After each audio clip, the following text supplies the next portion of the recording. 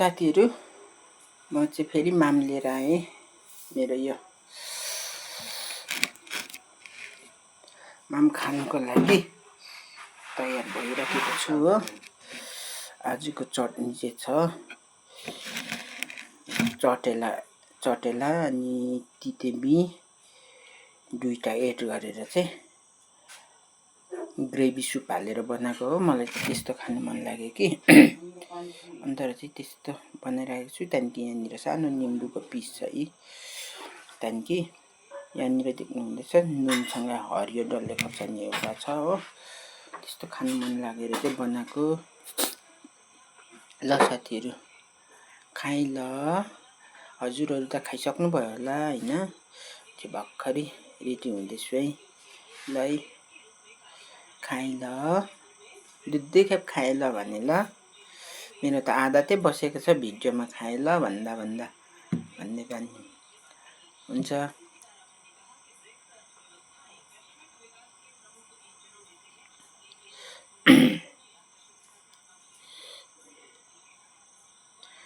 आँखा चिम गर्ने बानी भइरहेको छ कि म चाहिँ खाना खाँदा चाहिँ यो अन्ना बनाउने सृष्टि गर्ने यो अन्ना स्टार्ट गर्नेलाई सम्झिन्छु कि उहाँहरूलाई सम्झेर मात्रै खाने गर्छु। आँखा चिम नगरी सम्झिँदा पनि हुन्छ हुनु त, तर बानी भएको नि क्या। अब भगवानको पूजा आराधना सेवा भनिसकेपछि सबैले आँखा चिम्नै दिमागमा चाहिँ बसिरहेको छ नि त। त्यो चित्रतिर हेर्छ, आँखा चिम गरेको भगवानको चित्रहरू हेर्छ, त्यस्तो हेर्छ र चाहिँ सबै एकदम दारी लामा लामा भएको आँखा चिम गरेर तप बसिराखेकोहरू त्यस्तोहरू हेर्छ र चाहिँ त्यो चाहिँ कपी गरेर चाहिँ एकदमै आँखा चिम गरेर क्या। अब चाहे जिजस क्राइस्ट होस् चाहे जुनसुकै धर्म होस्, जानुपर्ने त दुईटा बाटो मात्रै त हो। दुईटा बाटो अनि जस्तो सुकै धर्म होस् आँखा चिम चाहिँ गरिराखेको हुन्छ। धेरै म विचार गर्छु कि आँखा चिम नगरी गर्दा पनि हुन्छ नि त्यस्तो लाग्छ साथीहरू मलाई चाहिँ। अब तपाईँहरूलाई कस्तो लाग्छ? ल बेसी कुरा तन्काउनु हुँदैन, खाएँ ल। हजुरहरू त खाइसक्नु भयो होला।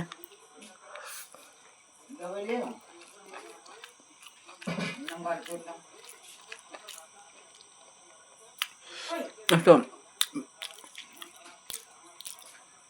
चटेला करेला अनि तितेबी चाहिँ नि टमाटर हुनुपर्छ। त्यहाँदेखि मरमसला मजाले मिलाएर चाहिँ कम्ती ओइल लगाएर चाहिँ ग्रेभी सुप बनाएर चाहिँ बोइल बनाउनु पर्छ। टोक्दाखेरि चाहिँ आवाज आउनुपर्छ। तितेबी भयो चटेला हैन। त्यसो गरेर चाहिँ तपाईँहरू पनि बनाइ खानुहोस् त, कस्तो दामी हुन्छ। पाकेको एउटा डल्ले खोर्सानी नुनसँग छोपेर खानु हुनुपर्छ। एउटा हरियो भए पनि हुन्छ, त्यसरी खाँदा पनि हुन्छ।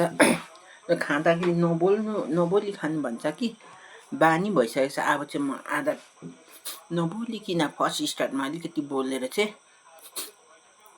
खान थालेपछि बोल्दिनँ है साथीहरू। म चाहिँ त्यस्तो सिस्टमले बनाउने गरेर चाहिँ खाना खाँदा चाहिँ भिडियो चाहिँ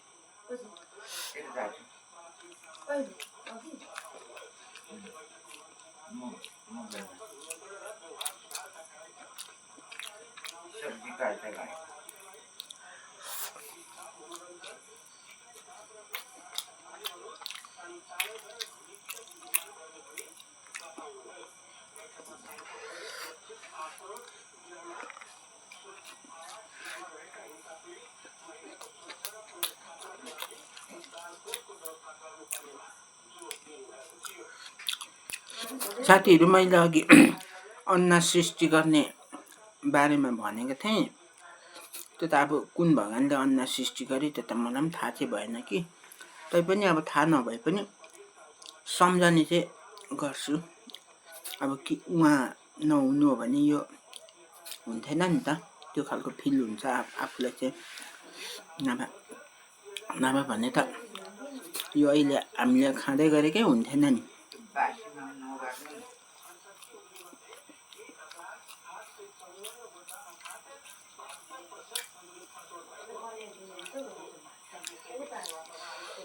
थाहा होस् नहोस् यो अन्ना आफै आकाशबाट उडी झरेको त होइन नि, पोखेर बरङरङ झरेको त होइन नि। त्यसले गर्दाखेरि चाहिँ म चाहिँ त्यो सोच गर्छु। यो चाहिँ अन्तरा चाहिँ थाहा छैन भए पनि अब यो सृष्टि गर्नेलाई चाहिँ अलिकति सोच विचार गरेर चाहिँ खाएको चाहिँ राम्रो जस्तो लाग्छ कि, अनि त्यस्तो सिस्टमले चाहिँ खाने गर्छु म चाहिँ साथीहरू।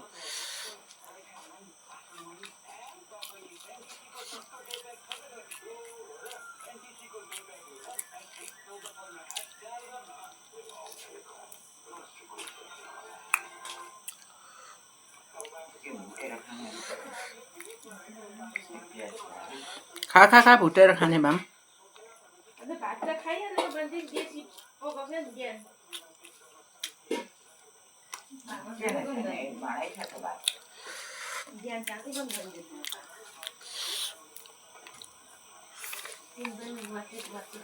बहिनीले चाहिँ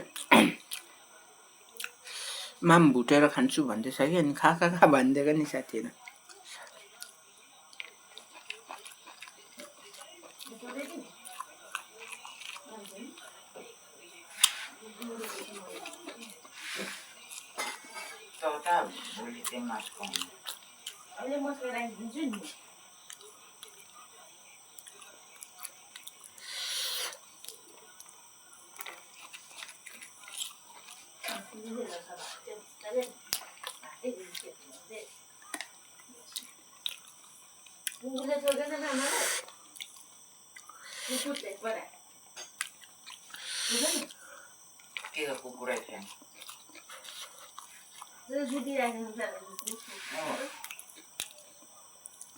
कुतरा पैसा 20 रुपियाँ नानाले दिएको थियो, 20 रुपियाँ हरायो।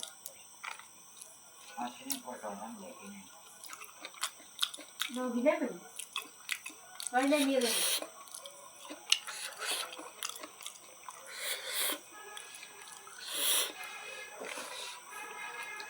कहिले मिल्दैन त 20 रुपियाँ